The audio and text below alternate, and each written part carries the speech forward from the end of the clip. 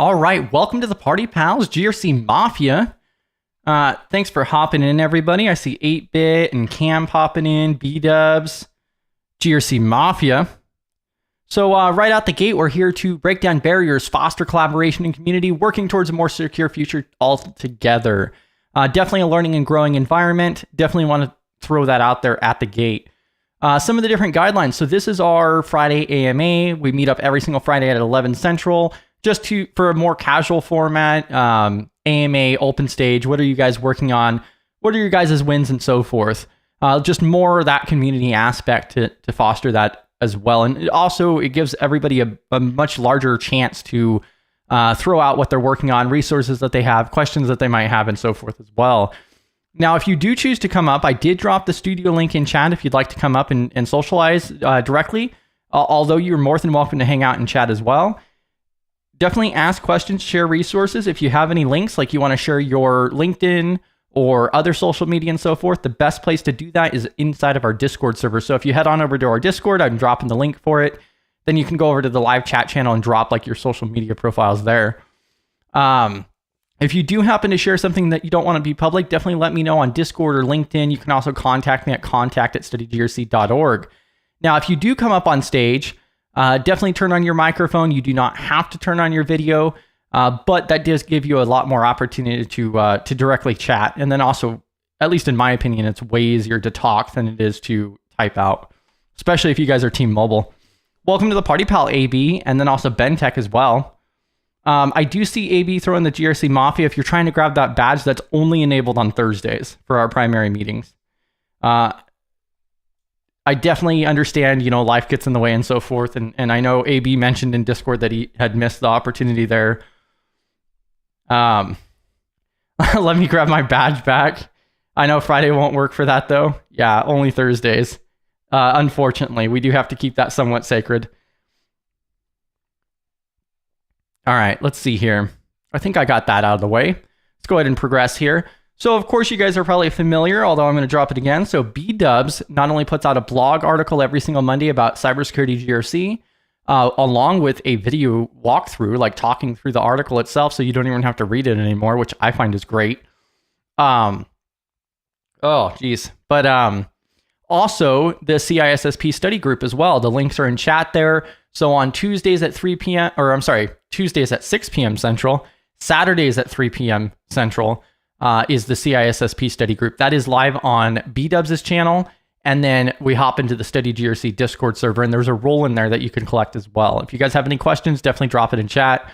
Really awesome group. No matter where you're at in your journey, you could definitely learn something there.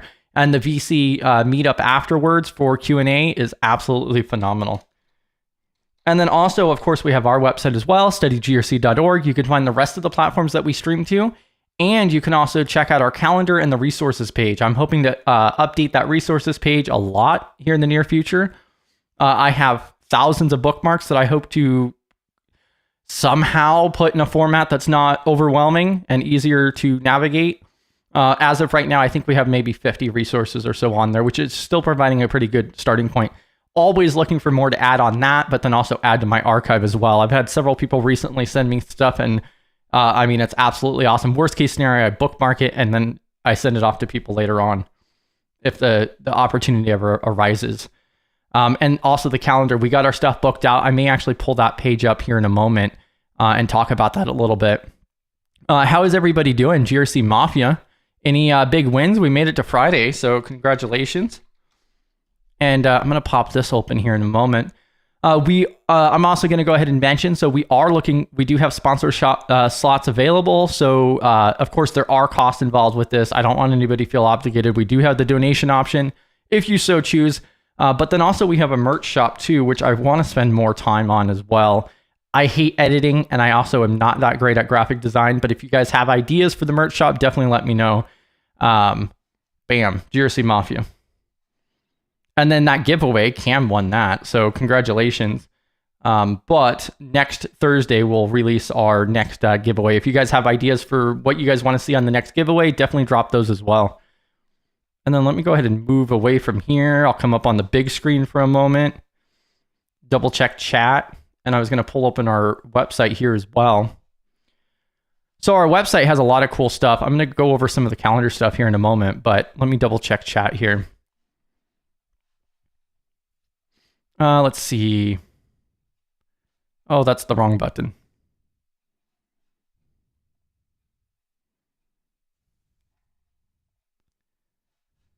There we go. There we go. All right. Oh, Regine popping in. GRC Mafia. Yep, I called out Bentech and AB. Let's see. Cam's in chat as well. GRC Mafia. Welcome to the party, pals. Yeah, welcome to the party, pals. Go ahead and move us up here. Let's go ahead and change some of the scaling. Bam. It's Friday, so it's definitely a party. I'm ready for it. Right? Yeah, we made it to Saturday Eve.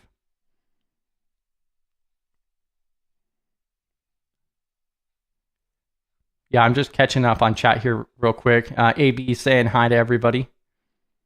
Bam. So is Cam and a bunch of other people here. Any big wins or otherwise? Struggle, hustle. Yeah, exactly, Cam. Struggle, hustle. 8-Bit saying hello as well. Yeah, I know for me this morning I was planning my trip over to Hack Space Con. So, yeah, if anyone else is going to that, I'd love to know. Bam. Heck yeah. Stoked. I'll be attending.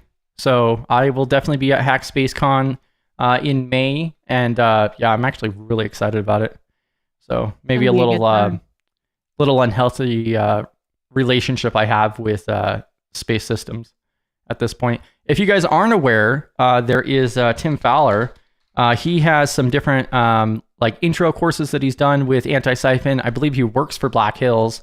And if you guys are interested in space, that is the dude to follow. I have no problem admitting, and I've told it to his face that I low-key stalk him. So absolutely incredible dude. So I'm going to drop his LinkedIn in chat here. Do what? I said good people right there. Yeah. Tim is absolutely phenomenal. You could find some of his different courses on the YouTube channel as well. He also does the Cybersecurity for Space Systems training courses. I think it's like $1,650 or $1,700 on site, but you literally get a little cube satellite, and you actually learn how to hack it too. So, and you get to take that satellite home with you. Really, really awesome course. I hope to attend it one day. That won't be at Hack Space Con this year, but I mean, I'm almost certain that it'll probably be at Wild West. No confirmation on that, but it's Black Hills, so. Yeah. And yeah, but also you could catch some of his other stuff as well. There's also a really good book. And I believe he probably has some of the pay what you can courses as well with Anti-Siphon. Yeah, I don't think he has a pay what you can, but I know he has done like 2 or 3 different intro ones that are just on the YouTube channel as well. Yeah. But also, like, Jerry originally mentioned this book to me. I can probably drop a link to this too. Cybersecurity for Space. This was also recommended from Tim after the fact as well. So, yeah. But yeah, that's my little one of my other side habits. Space Tacos is kidnapped in Virginia. We're gonna have to kidnap you in Florida. I don't know if that's a come help me out or a. If you need help, send a thumbs up in chat. Yeah, exactly, Space Tacos. Josh is hopping in too. Welcome to the party, pal.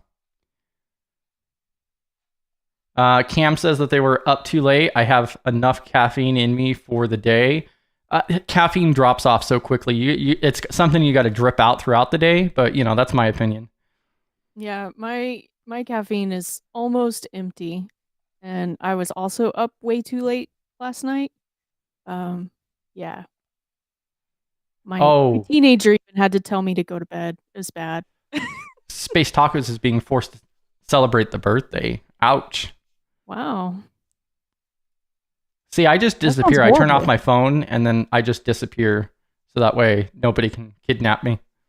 That sounds horrible. I don't like celebrating my birthday. I just want to be a kid. I don't need any more years. All of them. Everything must go kind of energy today. Bam. All right. Well, yeah, that's a couple different insights there. You know, I'm a stalker of Tim Fowler. He's an awesome dude, good courses and so forth. Come hang out with us at Hack Space Con. Yeah, exactly. B-Dubs has the study group tomorrow at 3 p.m. And then if we look at our calendar here, so you can check out, oh, that's the wrong one. This is a really good resource too, actually. So I just clicked on one of these bookmarks I bookmarked recently. So if you guys are familiar, I'm not going to go into detail, but I'm sure you guys have heard of the recent Signal issue. And so this is one of the walkthroughs on how to properly use Signal. This is a unplanned resource here, but I'm going to drop this in chat too. This is how to properly use Signal from the EFF. There's a proper way? Yes. There's a right way and there's a wrong way. It doesn't just, you can't just give it your social security number? Yeah, exactly. Your blood type? Ideally, you also set it up with a burner phone, but that's going past our details here. Well, I mean, if you already gave your information to 23andMe, you can give Signal anything, right? Right. That's actually an interesting conversation here in a moment about 23andMe. But Ranya's also popping in, barely here, but you are here, GRC Mafia. How are you doing? It's Friday. Let's go. Next month, we have a bunch of stuff lined out. Not only do we have Evan coming up for the Thursday talk, if I swap to next month here. So open stage. Let's see. Yeah. So cyber on a shoestring, skills and experience on a budget. He's going to be dropping a bunch of resources on the 3rd for that first talk of the month for April. And then also some pretty exciting stuff here too. If you look at the Wednesdays, like the first one is going to be about DNS. What is DNS, domain name service? And then also I want to start not just talking about the presentation aspect, doing that side of it, but also doing some hands-on with it. So you could also follow me along and I'll actually showcase how you can actually set up Next DNS.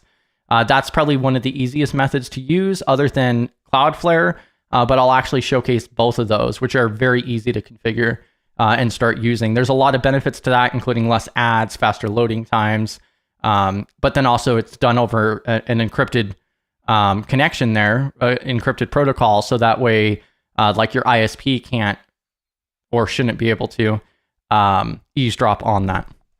So, and then you can even enable analytics and get all kinds of detailed statistics too. So it is not very technical at all.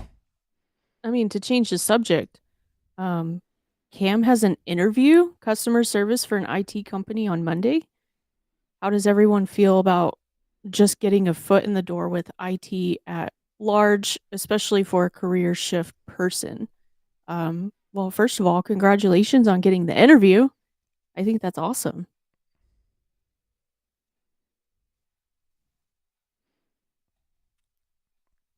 Yeah, bam. Coming in like a wrecking ball. Yeah. Oh, we got PBO hopping in chat. Oh, that's wrong. I think it's great. It's a great place to get your foot in the door. Learn some fun IT stuff, be a nerd. Yeah. Good luck. Yeah, I would say that the IT help desk and so forth, or even the customer service IT is probably the best way to actually break in, because then you get your foot in the door. And then from there, then you could pivot into the security side later on. It's probably the most common. And if it's an IT company, I would hope that they also have a security team there. So maybe you could transition within the company. So yeah. 100%. Mm-hmm. Make some pivots. Yeah, definitely worth the time.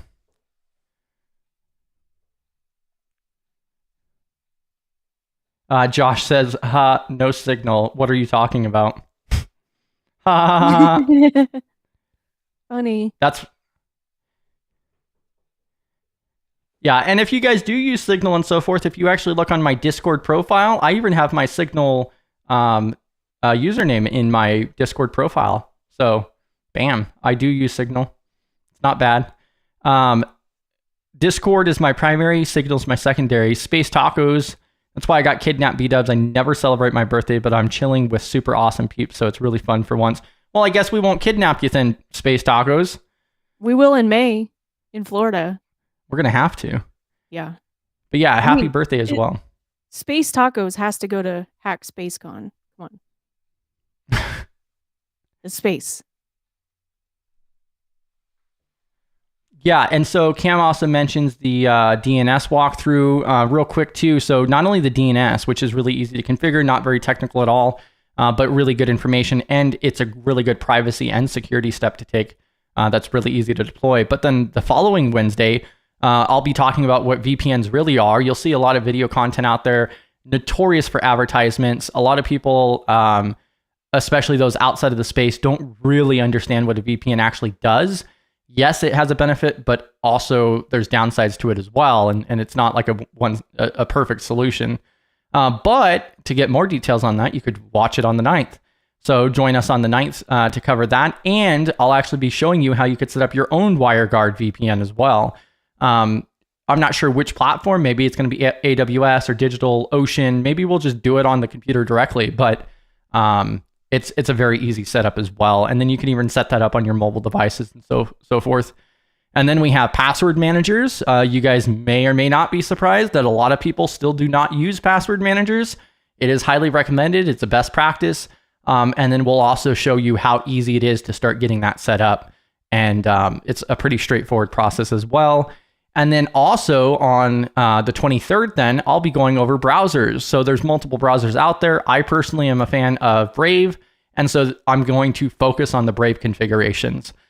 During that presentation, I will explain why my reasoning around Brave. But then also I believe that a lot of people don't swap to Brave because the initial startup is pretty messy. But like my interface is very clean. I would consider myself minimalistic, and there's also configurations that you could do in the settings that improve the security and privacy as well. That's not enabled by default. And I'll explain the reasoning behind each setting as well. And then the very last one, we get 5 next month. And so the very last one on the 31st is going to be let's read some logs. So the ability to read server logs and configurations is also very valuable. That's for the GRC Let's Get Technical as well. And we'll showcase some different examples up on the screen and try to break it down and also explain how you could learn more about that. One of the greatest resources with that is just grab some sample logs. You could even pull them from your own computer, run it into AI even, and be like, hey, explain this to me step by step. But there's also a website that has like hundreds of different examples with a walkthrough on each on how to read those logs. It's very common. You could utilize logs and so forth to confirm configurations and for evidence in GRC. So having that kind of stuff and being able to understand what it means is important. And if you guys have other ideas, definitely drop those in chat as well, and so forth. So we're coming up with it every single month. Every Wednesday we have the GRC Let's Get Technical. Monday, Tuesday is the hands-on. Let me double check chat here. Did you have anything to add there? I do not. I was distracted. Oh, go figure. Look at B-dubs over there being distracted. I was catching up on our community chat, and I saw this one from ZMF about where's my grilled burger. I'm just trying to figure out where my cookies are. Oh gosh, man, you're so impatient. I know. I haven't even got quotes back for freight. Oh man, you should have done that already. Grok can't do that right? for you. Ranyo over here, solid move cam. Lateral moves can be easier than getting in externally. 100%. Let's see. Yeah, and HackSpaceCon is in May, so it's coming up really quickly. There is no party. Oh, come on. You said it's with awesome peeps and so forth. Oh, wait. She's put party in quotes. Yeah. So there's definitely a party. Right. There's no party. Yeah. Trying to make it low key so we don't, show up unexpected. I'll be there. I'm showing up. I'm leaving right now.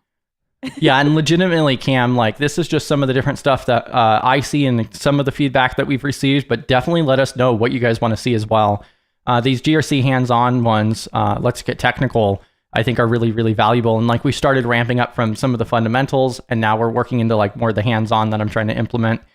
And then on the 1st is going to be the final for this CSF compliance assessment that we've been working on. And then starting on the 7th and 8th for the rest of the month. So 8 sessions in total, we'll be working on the policy development, which I've mentioned that before, where ideally, so I've been drafting those out. And then during these live streams, I'm going to go through and I'm going to spend about 10 minutes per policy is the ideal goal here. We'll see how well we could stick to that. But about 10 minutes each, where I'm going to try to outline what the purpose of that policy is. I'm going to like skim through it and some of the highlights and the reasoning why we have it worded that way or why we included that in the policy. Ideally knocking out 4 or 5. So that'd be about 40 to 50 minutes for the policy section. So we should be able to stay within that hour realm, but definitely playing that by ear. 8 sessions in total. We have, I think, 27 policies that we're going to be going through this next month on Monday, Tuesday. And all of this stuff is recorded too. So we're averaging over 27 hours of content a month. I definitely appreciate everybody who can tune in, but I definitely understand. I mean, it's just a lot of content as well. So definitely looking for feedback, suggestions. Don't feel bad if you can't attend it. It's also on record if you do miss out. I'm also going to drop the stage link again if anybody else does want to come up here. Oh boy, we have a... yeah, and then, so I covered the calendar there. Let me go ahead and pull this off for a moment. Bam. And then 23andMe we had briefly mentioned. One of the things I was going to mention around that is I did read a recent article about them selling their company or otherwise. And there was somebody online who was saying, oh, you have to sign into your settings, go delete your account and so forth. But there was some really good mentions because deleting your account doesn't necessarily remove everything. So basically what it comes down to is unless you're in the EU under GDPR, they may also have your data in backups that are being sold or still in databases that are being sold. It does not guarantee that your data is not still going to be sent to this other company. Another really good mention that was on that article as well, which I can try to find that again. I thought it was really good, is the fact that like deleting your account doesn't mean that it deletes your DNA data. So a lot of the people who donated their data, not only does that potentially compromise your relatives as well, which is one of the other big downsides, you can actually look that up on Linux Tech Tips actually did a video on this because his mother ended up doing the 23andMe and then that data breach occurred, or there was a big data breach and then now they're selling their company. And so he did a whole video on that. I thought that was a pretty good real world explanation there as well. But then also when you went through that service, there was also a very small checkbox of some sort that allowed them to use your DNA for research or otherwise. If you selected that, that is one of the things where my understanding is I don't believe you can even opt out of that at that point because they take your information, they anonymize that so it can't be associated to you again, but then they throw it into basically a data set for research purposes, and they could of course be selling that too. But definitely drop your guys' stuff in there as well. What's your thoughts on it, B-dubs? Well, I'm not too worried about it because I didn't give them my information. So yeah. Yeah, I don't have any thoughts beyond that. I think it's crazy. Yeah. Yeah, I mean, there's so much that goes into that, and yeah, it's pretty concerning. And then also AB over here, how's your Let's Defend journey coming along? I think I'm almost to 90 days now. So I'm not even gonna lie, like the whole thing is just showing up for it, and like most of the days I'm just signing in and I'm doing like 1 or 2 of the different samples. All you have to do is go through one lesson. So we're talking like maybe 5 minutes going through reading, 4 or 5 paragraphs and then moving on to the next step there. And that's all it really takes. It's showing up is the hard part. So I think a lot of people are like, oh man, I can't do a whole module every single day. You don't have to. That's not the intention.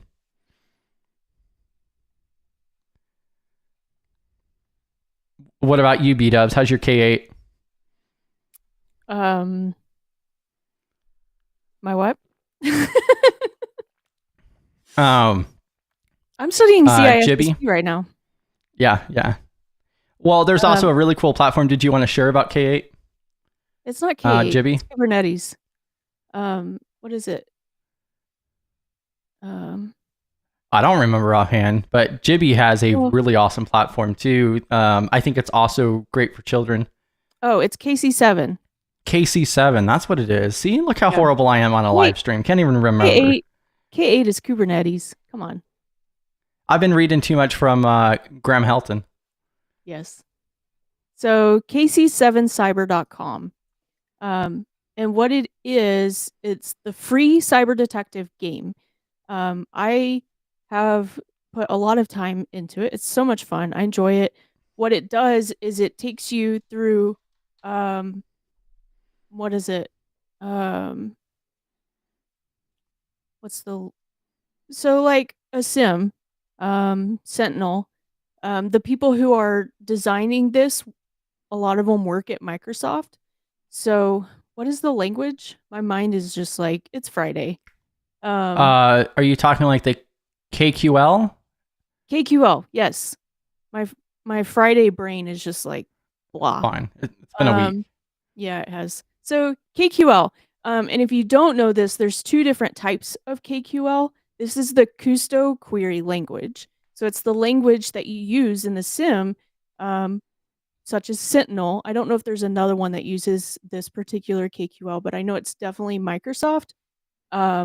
So KC7 teaches you, it walks you through these different incidents where you can query the logs and learn how to figure out what happened, and you get to be a detective, and it's totally free.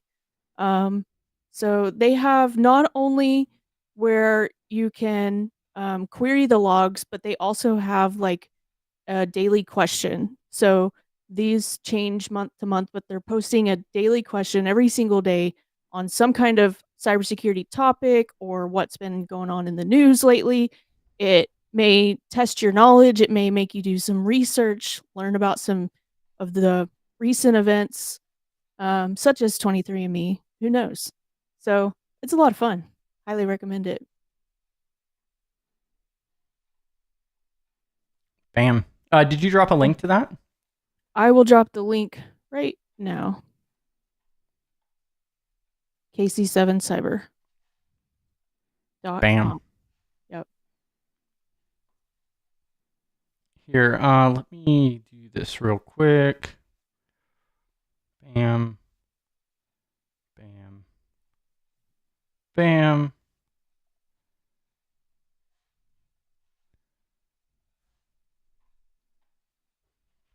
Yeah, and then we have a couple other things here too. I wanted to backtrack a little bit as well. Let's see.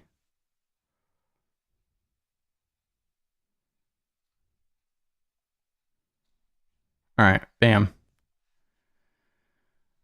All right, so yeah, if you guys want to come up on stage, definitely come up on stage. You guys are more than welcome to. Definitely want to have the open stage and so forth. And then we have a couple different things I'm going to go through a little bit quicker here. So we have quite a few of these messages. GRC Mafia. Why I do have you Signal. Huh? Go ahead. Go ahead. Oh, I was going to say, so AMK over here, I have Signal, but I never use it. Shame on you. You should use it. You should make your entire family convert over. Disable your text messages and force everybody to Signal. That's my opinion. I dropped a whole article you could send to people. It takes about 15 minutes to read through. Or you can make a video about it and send it to them. Yeah, my question is, why do you have it if you have never used it? Why did you download it in the first place? Also, AMK, we're going to have a conversation. But so Apple Password Manager, yes, I think that is better than nothing whatsoever. But there's also a few things that are around that as well, because yeah, there's a couple issues with that. But particularly recently, Apple was forced to disable encryption for EU residents or over there in the UK or somewhere in that Pacific region.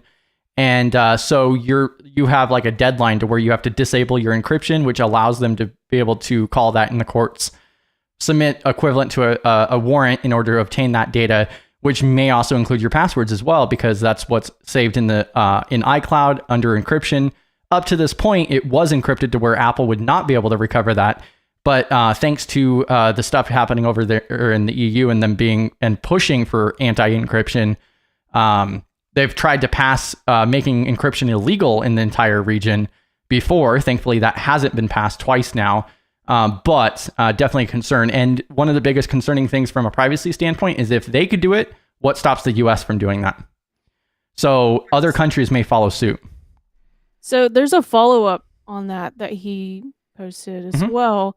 He says he has Bitwarden, but he uses Apple. I just wanted to say that I have Bitwarden. I have an iPhone. I fully converted. I used to use Apple Password Manager before I knew better. But I have fully converted from Apple Password Manager to Bitwarden. There's a way in your Apple settings you can set Bitwarden as your default password manager instead of the Apple one, and it works just as easily as the Apple Password Manager on your phone. Plus, it, on your Windows computer, it translates. You can add it as a browser extension, you can add it as its own application, or you can access it through a web browser to manage all of your passwords on any device. It's super easy, it's super cheap if you even pay for it, because they do have a free version. I don't remember why I paid for it, but I think my bill just came up for renewal for the next year. It was like $10. So yeah. And then also 1Password is also a popular one too. For people who are not tech savvy, that may be a better option. But yeah, just because the interface is a lot more simplistic. So even if you have an iPhone, I know it's easy to use the Apple Password Manager, but it's just as easy to use something like Bitwarden. And one of my biggest downsides, reasons why I have an issue with Apple Password is because they make it nearly impossible to export. It's like a vendor lock-in situation. You have to manually do that. So yeah. I have manually done that. Yeah. And then PBO used to be anti-password manager. I'd like more information on that, considering your government background as well. That's kind of concerning. And then we also have this guy here. Oh, I'm sorry. We also have this lady over here. So we can use the password manager for our own devices and emails. Yes, 100%. And so I use a mixture between Bitwarden and ProtonPass personally. But every single one of these services have mobile apps. They have on the desktop, you can install it in the browser and so forth as well. Highly recommended. Using a password manager has a lot of benefits. We'll go into more detail on that video upcoming on why, but in short, like it actually encrypts your passwords on your device and so forth. And there's a lot more protections. It's built to store passwords safely. So any password manager for the most part is better than no password manager. Yeah, I agree. Let's see here. Trying to double check the rest of the chat there too. AB asked, what is my main focus for learning? I think that's directed towards me, or B-dubs. What are you learning, B-dubs? I'm learning that CISSP. Yeah. That's my main focus for learning. That's it? Now. That's all? What? Come on. Yeah, I don't do anything else. What are you guys learning? What's your guys' main focuses right now is a great question as well. That's one of the best things that I like, is that everybody pretty much works on different areas. And so it, like Chris Hilgato, for an example, ISO, bam, I'm never going to learn ISO, but I know somebody who is. That's a really hard question for me. I've been, especially this week, I was deep diving on the policy development, also along with plainlanguage.gov, which provides a bunch of resources on making things easier to understand for everybody. I think like 80% of the United States is up to level on reading, and that's something you actually have to take into consideration when you're developing policies and things like that, especially when it's for public release. So you do have to use plain language, and you really should, not only for comprehension, but like just so it's cleaner and doesn't have a bunch of fluff. That's one of the things I was really writing on really hard this week. The CISSP book, the GRC book that I have back there as well. There is also like 3 other books that I go through and skim a few pages through. Try to do that every day. Mine's right here. Yeah, I have evidence on that back table. My bookmark, by the way. Making some This is progress. also another one that I want to start too. So Rewired.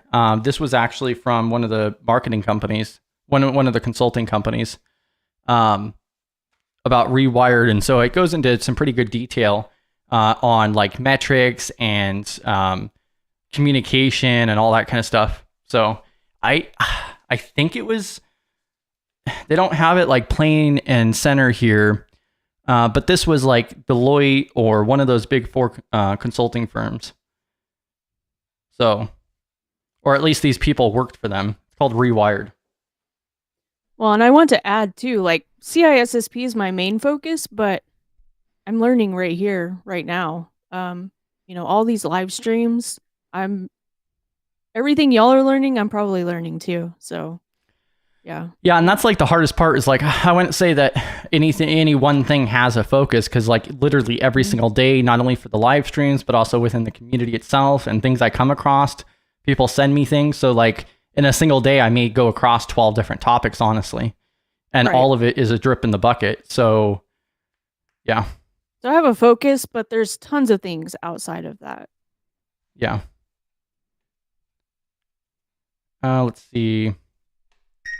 Yeah, and I saw that message from Josh too, dropping for a call a little bit ago. GRC Mafia, no worries whatsoever. Let's see.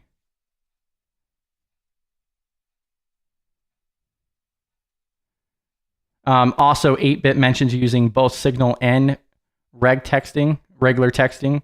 Depends on who I'm talking to, really. Friends and family are almost all on Signal already. So yeah, I don't think that there's anybody that I talk with on normal SMS. And even if I do, somebody does text me on SMS, then I'm like, hey, download Signal. So, but I would say I'm below average on usage, because like my average screen time on my phone is like 4 hours a week. So yeah, I think like the national average is something like 12 or more. So, was there anything else I missed here? Um, I'm catching up again. yeah. I don't know where 8-bit you're says at. KeePass. Yeah, so KeePass is something I actually used for many years. I think that, so like one of these different questions that I'm going to coincide with this as well is AMK mentioned signing up for Incogni. I think that's a great move. So I signed up for Delete Me. I'm more than likely going to sign up for Incogni. I think that's also a great move to make and so forth as well. But KeePass is what I originally used. So I've regularly changed out my emails, and then also I used KeePass, I don't know, for probably 10 years prior. So yeah, definitely a good option as well. The benefit with KeePass is then you're in charge of that. You're not uploading that to the cloud per se. You do have the option to do so in different ways, but you own your actual encrypted file for it. So Cam mentions OnePass. Yeah, OnePass is typically what I mention to people, especially not very tech savvy, just because I feel like it's a really easy process to get into. I think Bitwarden could be a little bit more cumbersome when it comes to migrating over. AB says, you are both standing and talking, I guess. That's awesome. Standing desk. Oh yeah, I love the standing desk. It not only for presentation and so forth, but then also like, you guys may have noticed recently I moved around the camera and so forth as well, because I actually like to use my hands a lot. So I'm probably going to play with that even more. And something I played with as well is like when I'm doing a presentation, maybe we could do a green screen and I could be back here, look at this. You just look like a weatherman. Yeah, do it weatherman style. But especially when you spend as much time at the computer as I do, I feel like a standing desk is absolutely necessary. Yeah, so for me, I recently upgraded to the standing desk because in January, I had some pretty severe back issues where there was a week I could not even walk. So fun fact. Yeah, so mine's a lot for health reasons, just to help me stay active, keep me from sitting in the chair too much, too long. So I love it. Plus, I agree that it looks better on camera. But Yeah, when you're doing it's gonna presentations fit. and so forth, it's just a little bit more natural, in my opinion. You'll see a lot of streamers do that. So I may have some of the hands-on, like one of the other hands-on I want to do in the near future is going to be actually installing Linux on hardware, like on a laptop, in which case I'll probably resituate on the desk back there and be sitting. So What's how's up? it going, Cyber? It's going awesome. Can you hear Yeah? me? Check, check. Yes. Yep. Got to do a mic check. A little mic phobia. Yeah, and I'll drop that link again for Signal. I am kind of sort of joking on converting everybody over. Of course, you're likely to get pushback on that as well. But I mean, it's really like the best option in my opinion for encrypted chat. And it's just like CISA was saying, the government was saying, these telecoms are breached and they have no idea how the hell to get them out. So, yeah. Bolting on both a VPN and Signal are what I would recommend. And I have forced VPN on my mobile device at all times. So Yeah, I'm always over there in Sweden. I've got to get my family on Signal, but that's gonna be I need to do it for them process. That way they can just click the button and use it. That's what I did. You know, but That's what I did for my friends and family. Is I just was like, here, give me your device, and then they started getting notifications from me on Signal, and they're like, what the hell? Okay.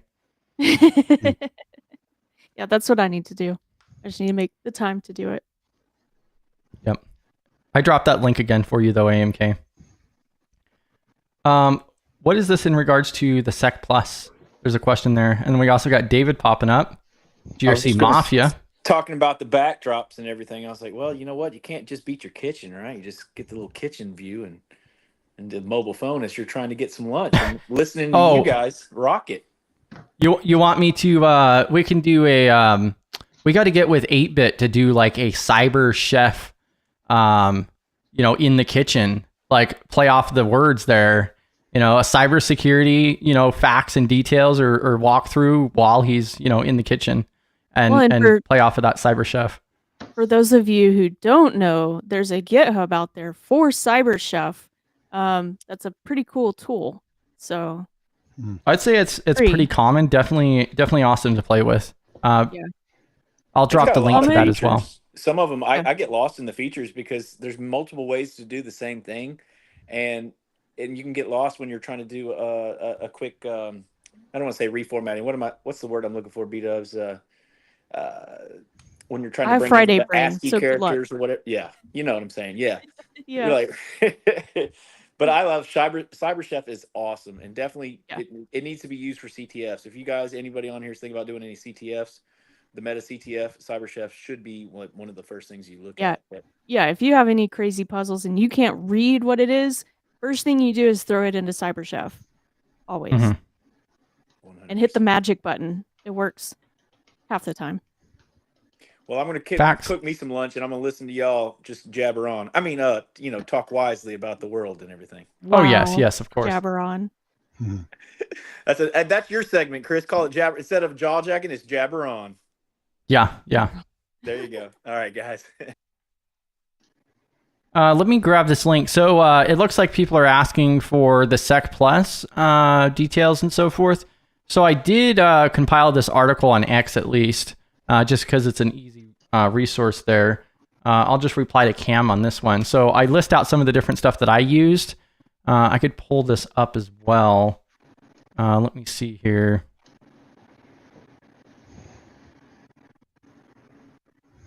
And if you weren't aware, if you guys do happen to be on X, we do have a community over there too that we post updates to and share GRC stuff as well. There we go. So if you look at this here, I dropped this in chat. So this is the book that I recommend. So I use the 601 book for Get Certified, Get Ahead, the Professor Messer free series, and then also the practice exams, which is $30. That is the series that I prefer and recommend. That's the method I used. I read through the book. I went through the video courses that are free from Professor Messer. I took a practice exam once, and then I went back through the book again, because typically my study method is I skim through the book, and then I actually watch video content, and then I read the book. There's a difference in depth there. While taking notes. Like I converted over to digital notes when I got to 60 front and back pages of notes from the Sec Plus. At that point, I was like, yeah, this is not going to work in the long term. And then also I put some other awesome shout outs down here too, like Slay Sec Plus on YouTube, and then also PowerCert animated videos, because I'm also a big time visual learner as well. I should also add napkin.ai, is it? Yes, napkin.ai.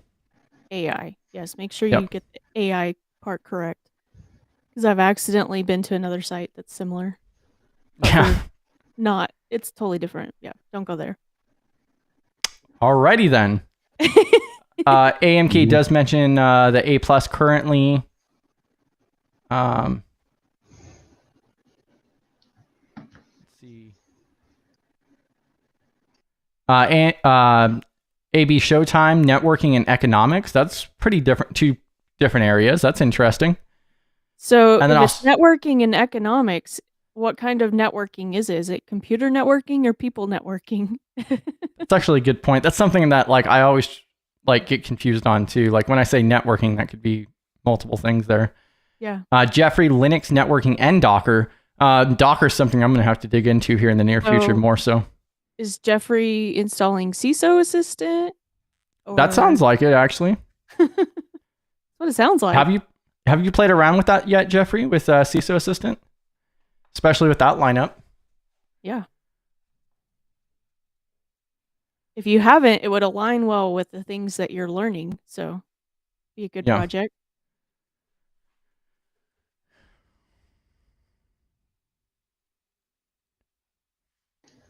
Rania, or he just ignores your worries, calls and texts, signal or not.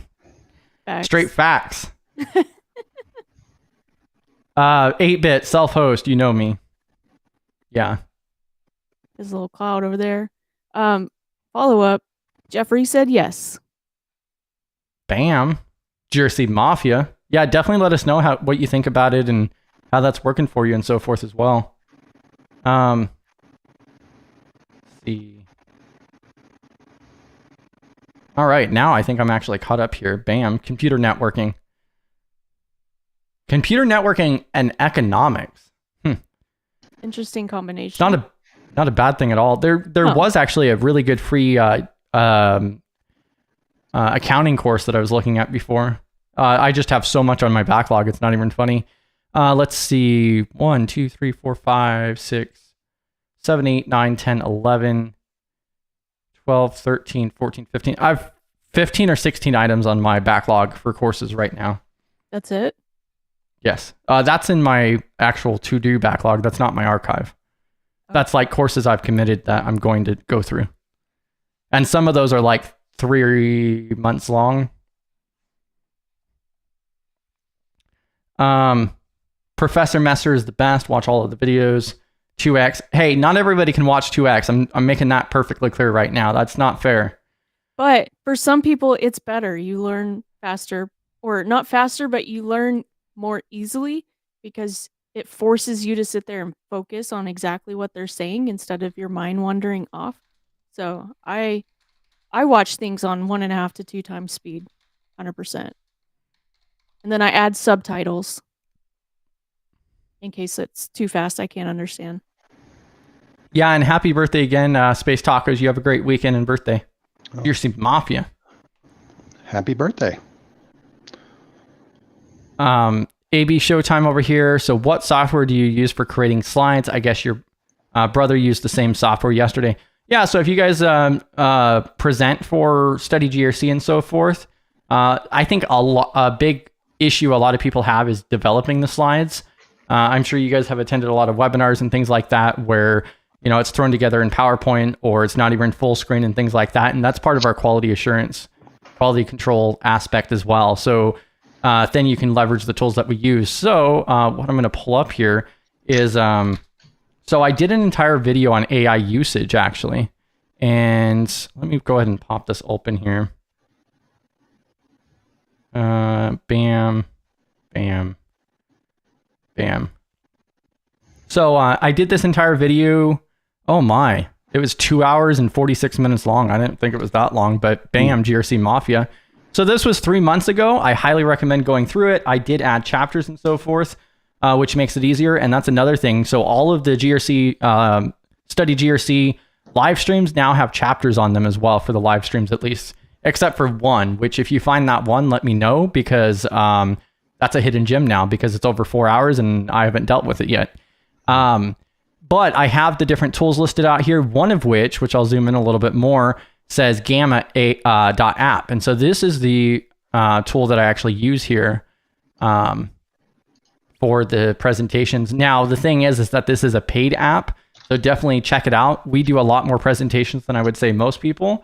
But if you do presentations often, it may be worth it. So the whole point about it is utilizing AI as a tool, because it just develops it a lot quicker, gives you an outline for the most part, and then you could leverage that to come out with, the very basic draft, and then you could, do 20 slides, knock it down, be like, yeah, these are good ideas, add your information in there and so forth, and it expedites the process.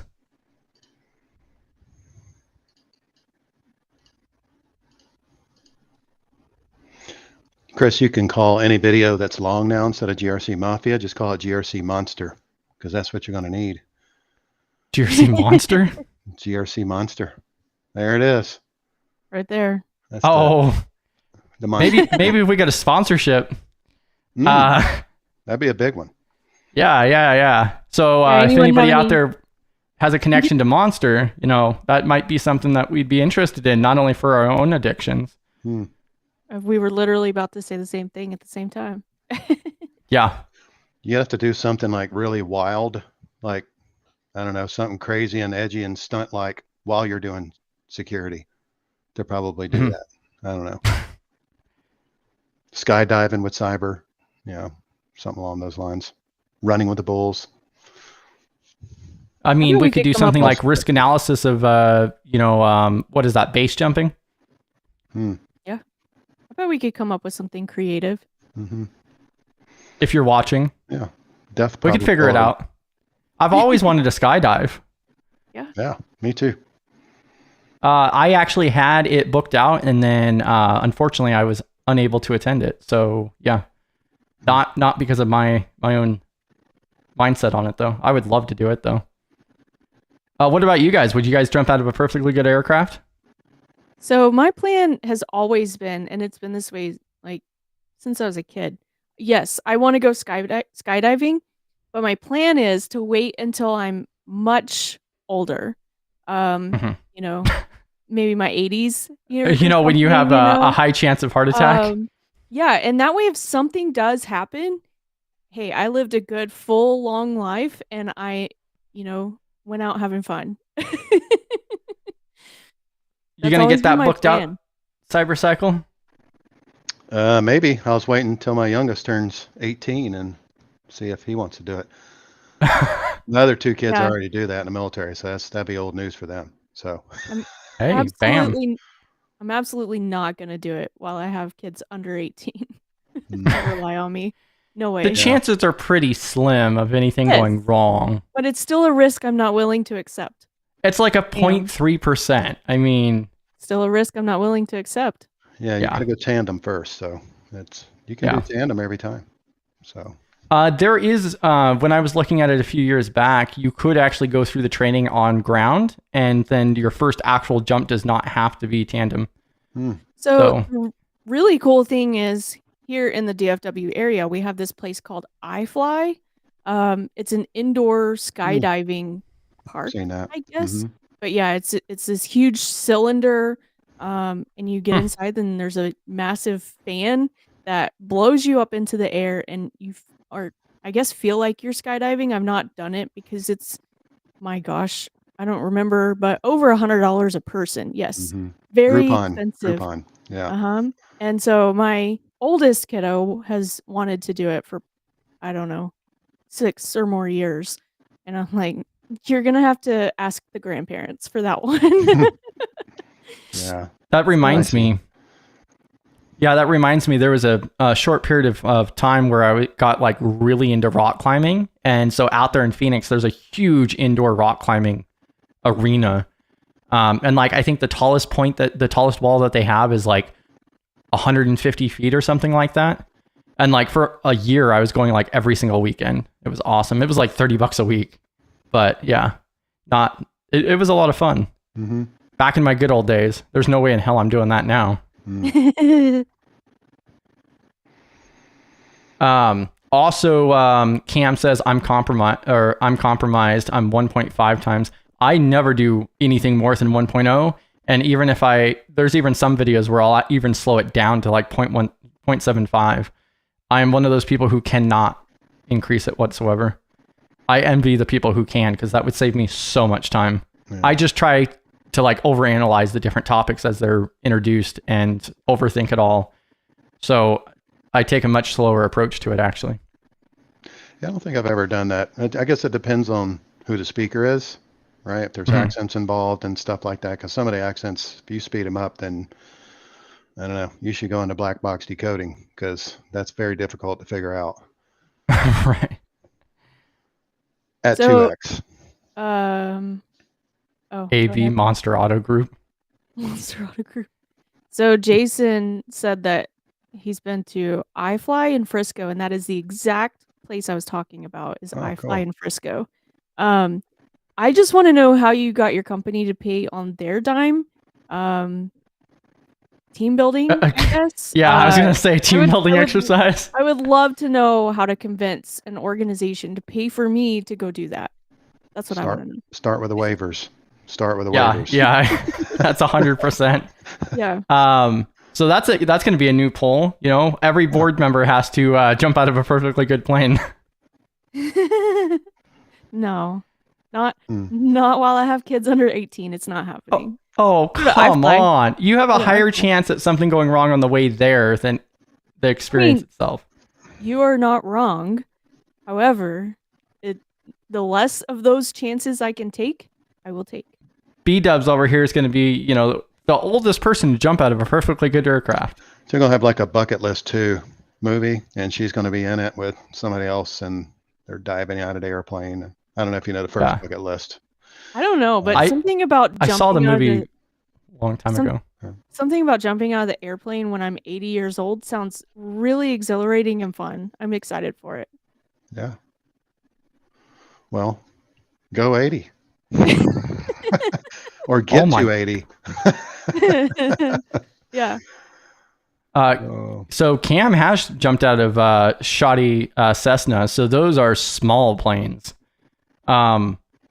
Yeah. And when you say shoddy, like, so up here in North Dakota, we definitely have issues with rust, and aluminum can actually erode as well. So, yeah, definitely gets a little sketchy.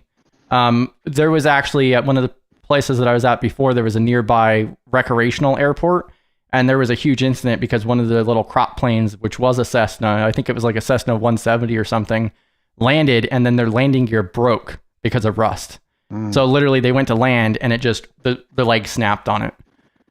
And yeah.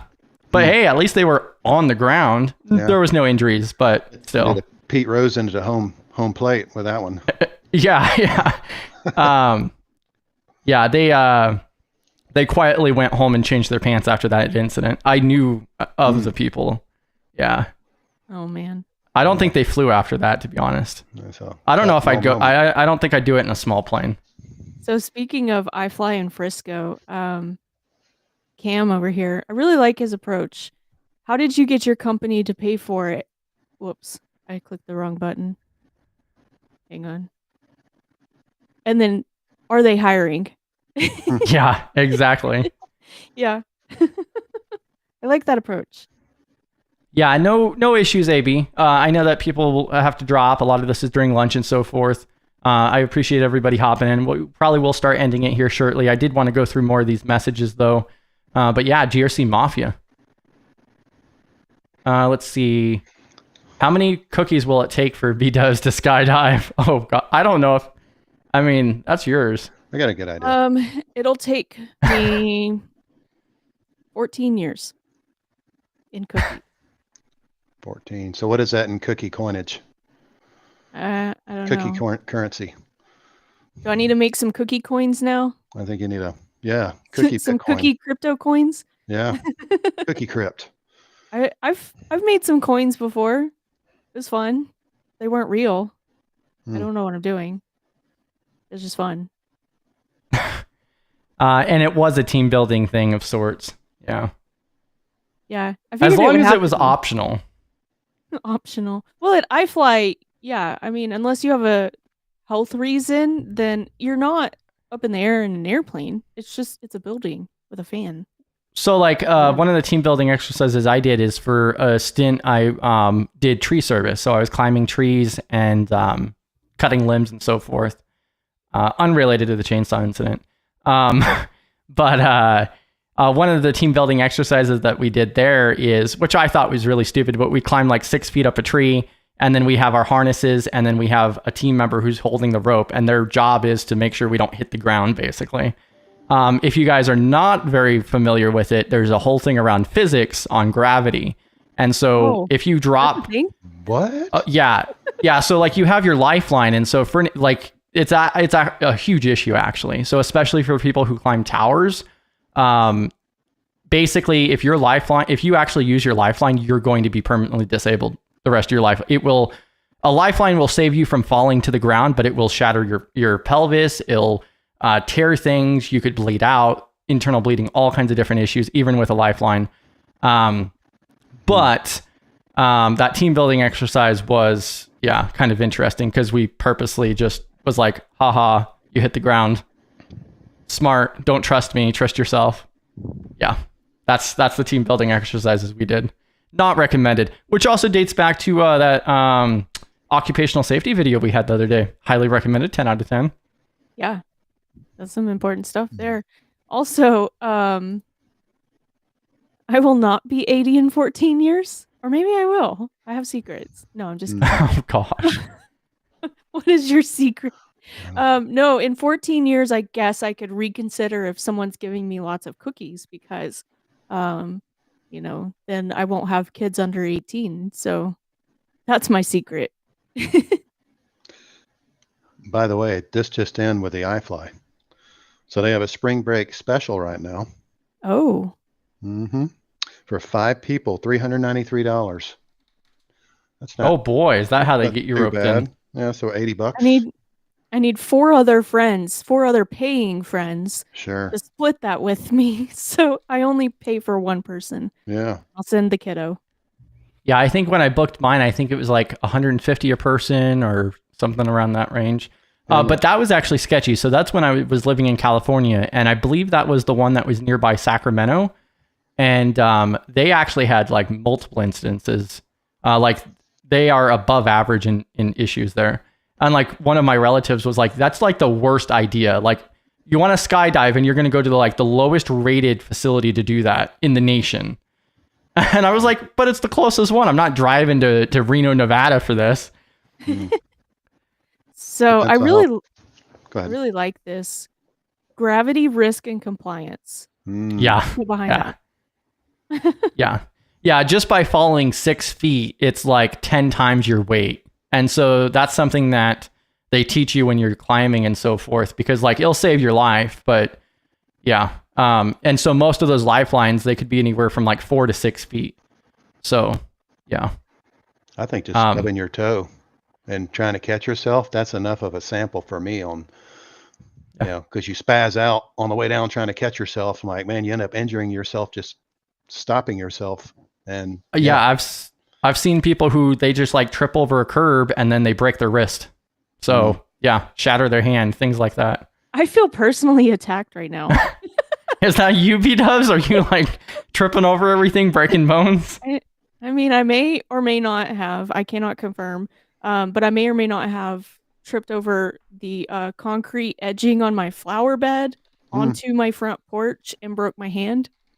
I can't confirm if that happened or not, but it's possible.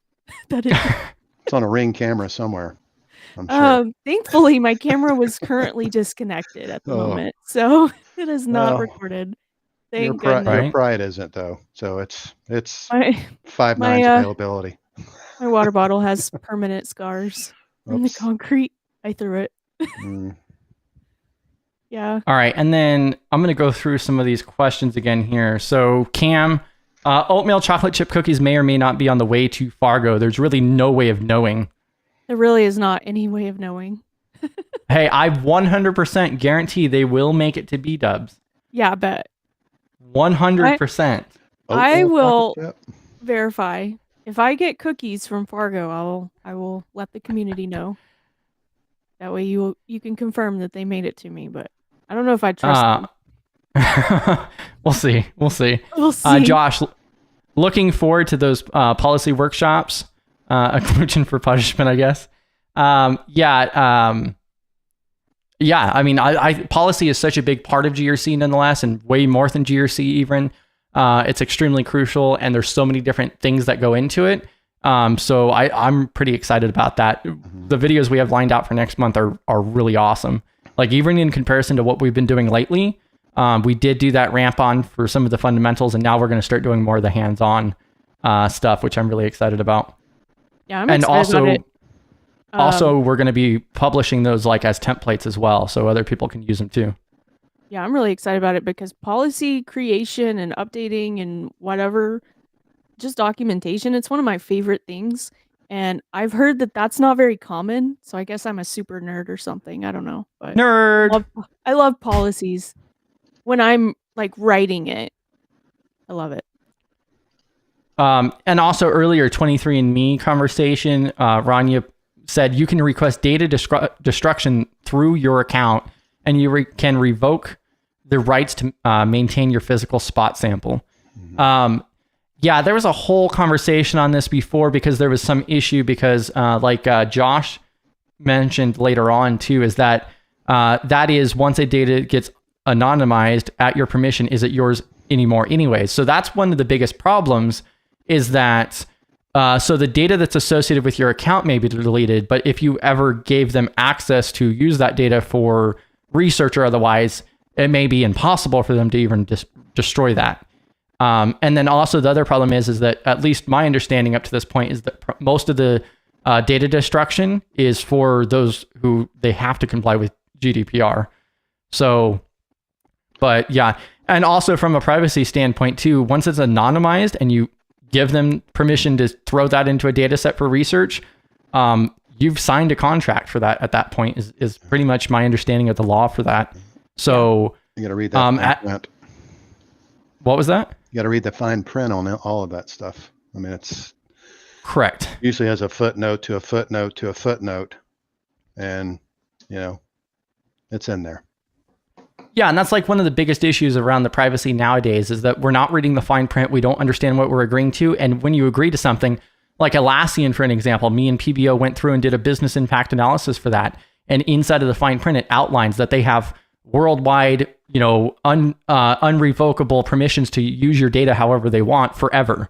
And once you agree to that, you agree to it. That's not, you literally just agreed that you cannot revoke those permissions. Yeah. So, and that's Atlassian, the whole company. So that's Trello, Jabra, all kinds of different stuff that they use that a lot of businesses even use. That is a little bit different when you do the business partnership agreement with them on their enterprise edition. But if you just use the standard Atlassian, you're agreeing to those terms. Yeah, I was just reading something, and matter of fact, some of the CGRC quiz stuff was talking about this with anonymization is where can it be used once it's anonymized? Well, the answer is everywhere. So that's, you pretty much, some of those things don't fall into place anymore like they would if it was your actual subject. So yeah. And also to clarify, I'm not an attorney and do not take anything I say as legal advice. But it should be, best practice to read what you are agreeing to. Be informed. Yeah. If it's too long, just don't agree to it. If you don't want to read it, that's it. It's probably too long. And and also like something else I've told other people too is like, even if it's 100-page document, export that. A lot of those you could download as a PDF, throw it into AI and be like, what are some of the main points that I should be concerned about for my privacy? Yeah. Even if you do that, you will most likely be surprised. If you want to have a heart attack and you're worried about your privacy, go check out some of these different things and you'll be even more concerned, tinfoil hat. Something else, Chris, if you were looking for other things to talk about, I think Dubs said this, but I have like basically the consolidated complaint for this MarineMax breach. And so since my data is all in there, so I have all the legal documentation, but it walks through exactly what happened there, showed screenshots and everything of what happened that they did not release. Well, my camera's getting whacked out. But whoa, now it's curious. HD. Yeah, really. So it's really cool. So if that's something you want to look at, I mean, of course, it's okay to show and stuff. But yeah, it's pretty neat where you can look at where policy and where they were failing compliance left and right. And but it listed everything referencing the CSF 2.0, different types of stuff, all the sections and categories in it. So I just found it to be very interesting because it did go into the details because they didn't share any of that stuff with their announcement. So I think they're going to be in a little bit of hot water. So yeah, one of the things I wanted to go through is I actually downloaded and requested my data from Discord. And that's what I've been saying is that, they're a $15 billion company. They do not make the majority of their money from Nitro. They make it from selling your information. That's how a lot of these companies do it. You're worth a lot of money.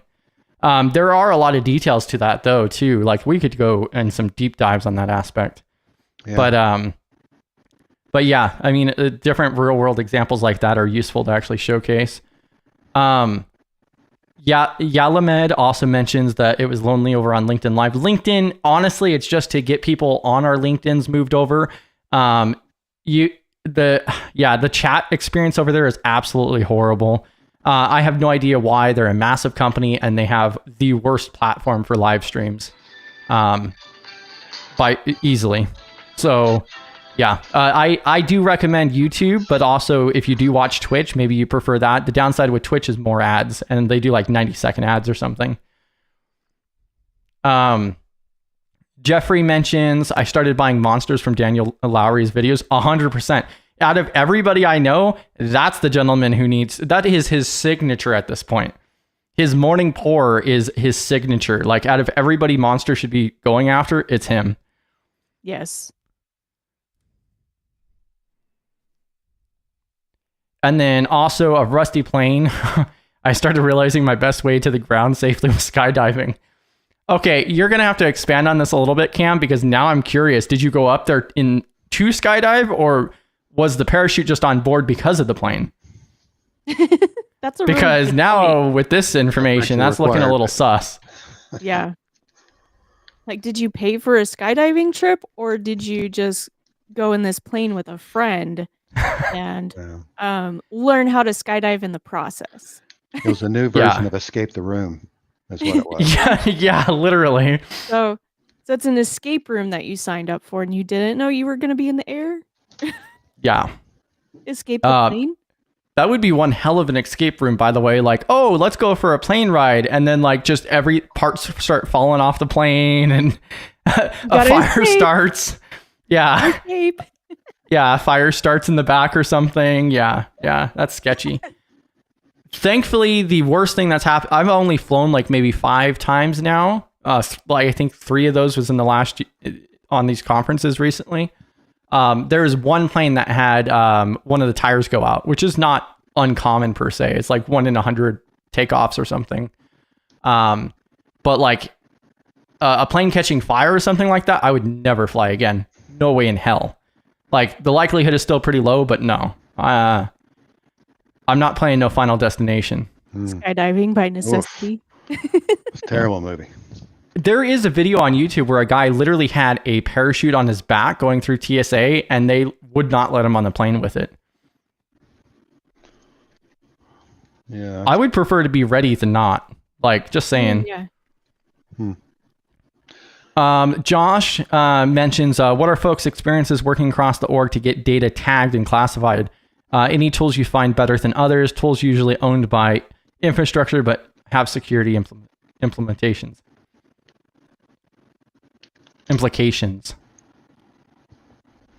I know Microsoft has a tool for that if you're on Microsoft 365.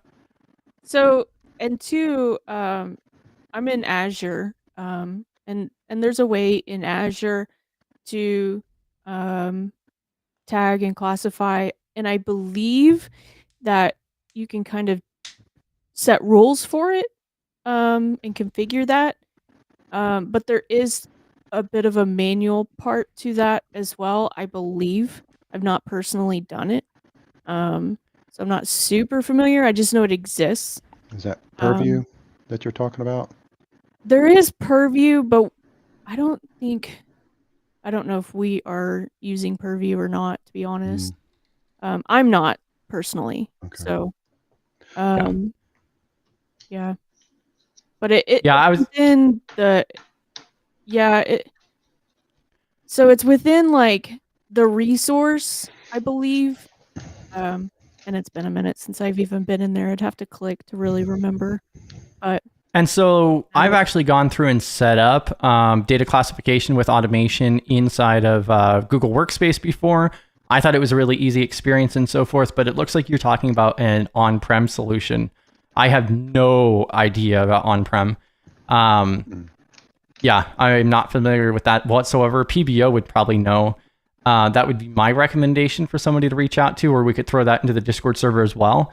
In the cloud, at least on Google, it's like really easy. You just go into the settings for the admin panel. They have a whole section there. They actually updated it like 6 months ago, and you could actually set it up, and you could enable certain filters. So like, if it has a social security number inside of the file, then it will automatically classify it as so and so. You can have a default for unknown files, or even an approval process to where like, oh, this file can only be accessed from this team or this creator if it's not classified.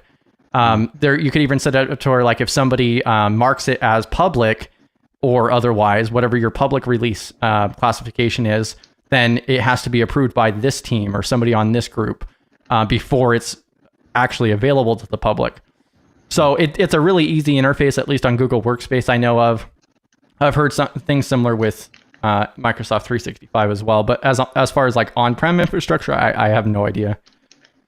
Yeah, and so I bring that up because that's my personal experience. I know there's something in Azure.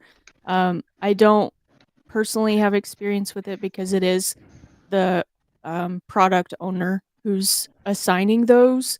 So I don't have any good advice there. Yeah.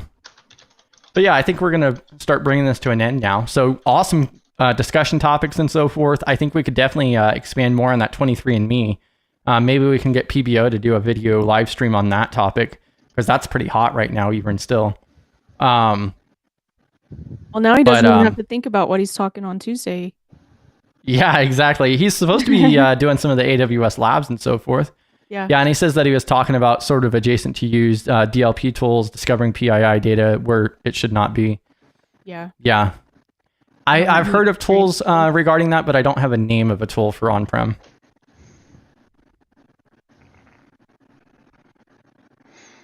We used one years ago, and I just can't remember the name of it. Another guy on my team was kind of in charge of that. He'd go in and do the PI remediations and stuff like that, and it was constant work, if I remember. There was one live stream where Jerry Ozier was talking about DLPs and how he worked with that in the healthcare sector, and absolutely how horrible they were. How horrible DLPs work. So data loss prevention, how many false positives that occurred and so forth. And like, we're talking a healthcare sector. And so he talked about this on the live stream, and he was outlining about how, we'd set a filter for social security numbers, and then we'd have 300 different samples go through it with no problems. Like, it was a horrible product. And that was like, we're talking a several $100,000 implementation for data loss prevention.